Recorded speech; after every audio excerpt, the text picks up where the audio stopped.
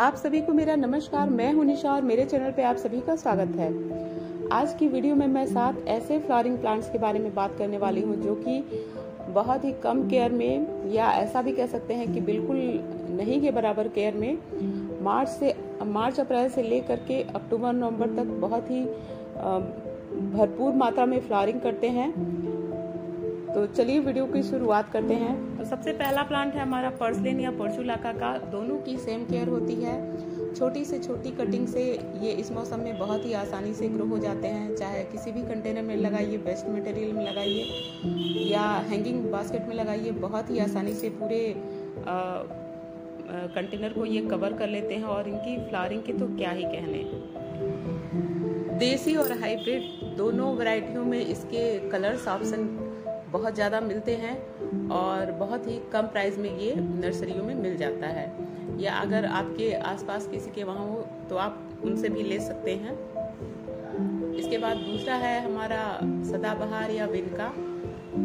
और ये जो स्क्रीन पे आप देख रहे हैं ये देसी सदाबहार का प्लांट है, जो कि हाइब्रिड सदाबहार के प्लांट के मुकाबले बहुत ही इजी टू केयर प्लांट होता है, एकदम लो मेंटेनेंस वाला प्लांट। इसीलिए मुझे ये देसी सदाबहार या देसी वैरायटी के जो भी प्लांट होते हैं, फ्लावरिंग प्लांट, वो बहुत ही ज़्यादा पसंद होते हैं कि उनकी केयर एकदम ना के बराबर होती है। और फ्लावरिंग तो आप देख ही रहे हैं। वैसे तो जैसे सरसों की फलियाँ होती हैं वैसे ही इस पे सीड पॉट बनते हैं, और वो जब पक जाते हैं तो उसे नए प्लांट अच्छे से तैयार किए जा सकते हैं। पर अगर आपके पास इसके सीड नहीं है तो आप रेनी सीजन में कहीं से भी इसकी कटिंग मिलती है तो आप इसके कटिंग से भी नए प्लांट तैयार कर सकते हैं। बहुत ही आसानी से इसके नए प्लांट बन जाते हैं।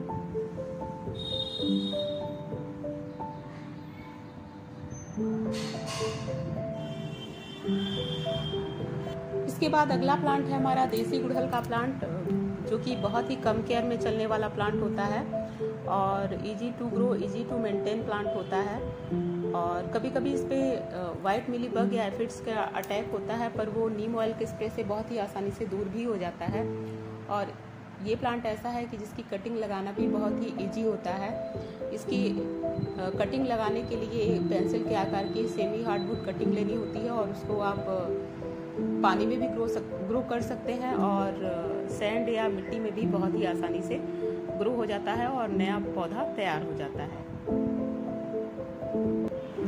देसी गुड़हल के प्लांट में भी काफ़ी कलर्स वैरायटी आती है और इसके फ्लावर्स के खूबसूरती के तो क्या ही कहने। इसके बाद अगला प्लांट है हमारा मैक्सिकन पिटूनिया का, और ये भी गर्मियों का बहुत ही शानदार फ्लावरिंग करने वाला प्लांट है।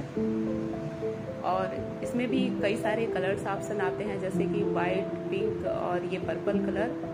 पर मेरे पास ये इसकी पर्पल वैरायटी का ही प्लांट है, और बहुत ही आसानी से इस भयंकर गर्मी के मौसम में भी ये कटिंग से ग्रो हो जाता है।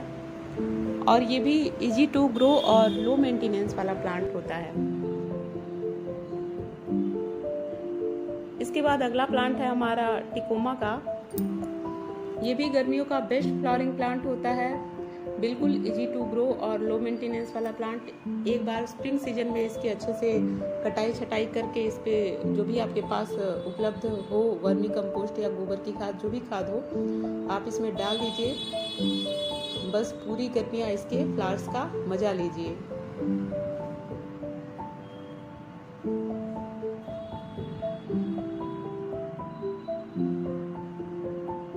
बहुत सारे कलर्स वैरायटी में भी आता है, और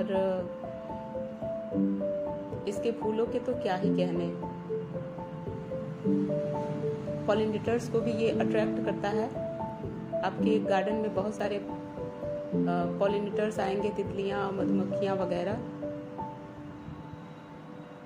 और इसीलिए मैंने अपने इस वीडियो में इसको भी शामिल किया है।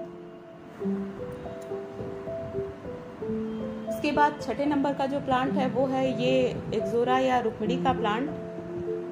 बहुत ही खूबसूरत इस पे फ्लावरिंग होती है, और इसके फ्लावर्स जो होते हैं वो गुच्छों में खिलते हैं, और छोटे छोटे बहुत सारे फ्लावर्स एक साथ जब खिलते हैं तो ये एक बॉल का शेप ले लेते हैं।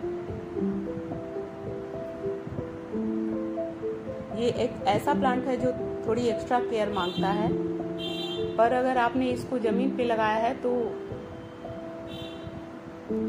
उतनी केयर नहीं करनी पड़ती है जितनी कि गमले में लगे हुए प्लांट की केयर करनी पड़ती है। कई सारे कलर्स ऑप्शन में ये प्लांट आता है।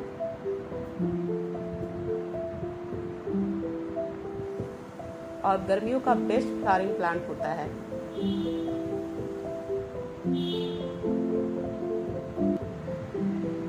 इसके बाद लास्ट जो फ्लावरिंग प्लांट है वो है हमारा ये संध्या मालती का प्लांट। इसे 4 o'clock भी कहते हैं, और इसी 4 o'clock इसीलिए कहते हैं क्योंकि ये शाम के 4-5 बजे तक ये इसके फ्लावर्स खिलते हैं और सुबह 7:30-8 बजे तक स्पेंड होते हैं। और बिल्कुल लो मेंटेनेंस वाला प्लांट है, या इसे इजी टू ग्रो और इजी टू मेंटेन प्लांट भी कह सकते हैं। बिल्कुल नहीं के बराबर इसकी केयर होती है। और फूलों को तो आप देख ही रहे हैं कितने सुंदर लगते हैं इसके फ्लावर्स।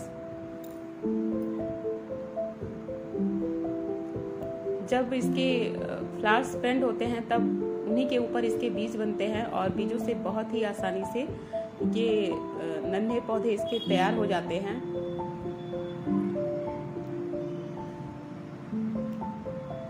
और गर्मियों के मौसम में तो ये बहुत ही बम्पर फ्लावरिंग करता है।